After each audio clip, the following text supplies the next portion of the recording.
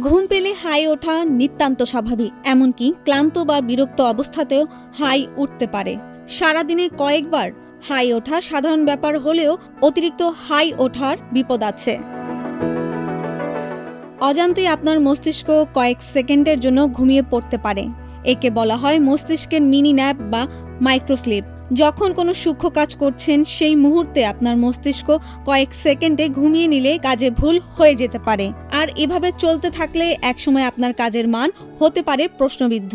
অথচ আপনি যে ইচ্ছা করে কাজে মনোযোগ দিচ্ছেন না, ব্যাপারটা আদতে তা নয়।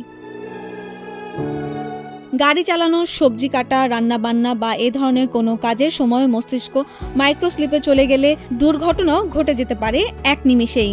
এরকম চলতে থাকলে নানা ঝুঁকি সৃষ্টি হয়।